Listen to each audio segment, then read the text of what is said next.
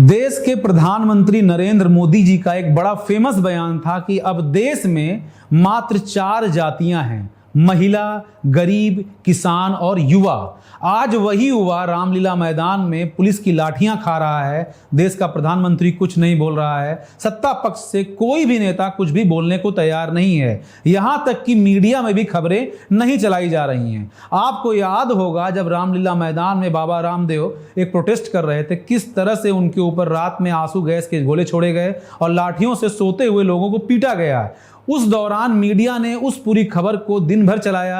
जिस तरह से उस खबर को उठाया गया, परिणाम यह हुआ कि 2014 में यूपीए गवर्नमेंट बुरी तरह चुनाव हार गई। सत्ता पक्ष में नरेंद्र मोदी आते हैं, फुल मेजॉरिटी के साथ आते हैं। जिन युवाओं का साथ लेकर नरेंद्र मोदी लगातार सत्ता में बैठे हैं, आज उन्हीं युवाओं पर पुलिस की लाठियां बरस रही हैं। सत्ता पक्ष का कोई भी नेता बोलने को तैयार नहीं है। मीडिया में कहीं से भी इस खबरों को चलाया नहीं जा रहा है। चारों तरफ से खबरें दबा दी गई हैं। सोशल मीडिया पर कुछ खबरें चल रही हैं, वीडियोस आ रहे हैं, लेकिन क्या सोशल मीडिया की इस मुहिम से एसएससी अपने स्टैंड को चेंज करेगा? क्या सरकार एसएससी को यह निर्देश देगी कि जो संस्था इस समय एग्जाम करा रही है, उस संस्था का टेंडर कैंसिल किया जाए, क्योंकि उस संस्था पर गंभीर आरोप लगे हैं। यह संस्था जितना भी एग्जाम कराई है, इसके ऊपर लगातार आरोप लगे हैं। कभी पेपर लीक का आरोप लगा है, तो कभी ऑनलाइन एग्जाम के दौरान सिस्टम के शटडाउन हो जाने का आरोप लगा है।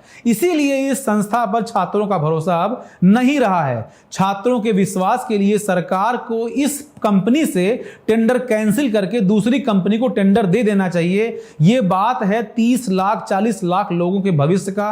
यह बात है देश की जनता का अपनी सरकार पे विश्वास का।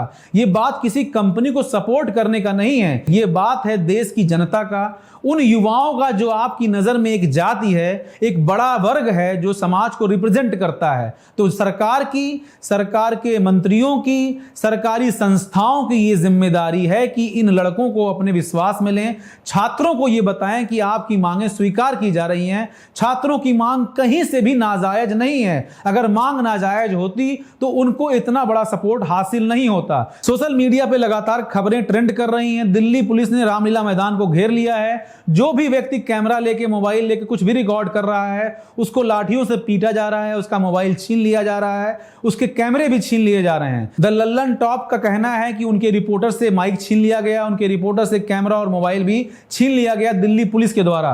दिल्ली पुलिस को सोचना चाहिए कि जो भी दिल्ली पुलिस में कार्यरत हैं, चाहे वो एसएचओ हो, चाहे दिल्ली पुलिस के कांस्टेबल हो, वो सब इसी एग्जाम से चयनित होकर आते हैं। तो आज उनका फर्ज है कि जो लोग उनकी जगह जाना चाहते हैं, उनको प्रोटेक्ट करें, उनकी बातों को सोचें, उनकी बातों को समझें। किसी के कहने से आप उन छात्रों पर लाठीचार्ज ना करें जो वो बनना चाहते हैं जिस कुर्सी पर आज आप बैठे हैं, क्योंकि आप भी कभी वहीं थे जहां वो छात्र हैं। इस समय जिस तरह का रवैया दिल्ली पुलिस इस समय इन छात्रों को लेकर अपना रही है, वो कहीं से भी स्वीकार्य नहीं है। ऑर्डर किसी का भी हो, लेकिन लाठीचार्ज करने से पहले आपको ये सोचना चाहिए कि जिन पर आप लाठीचार्ज कर रहे हैं, कभी आप भी उन्हीं की जगह पर थे।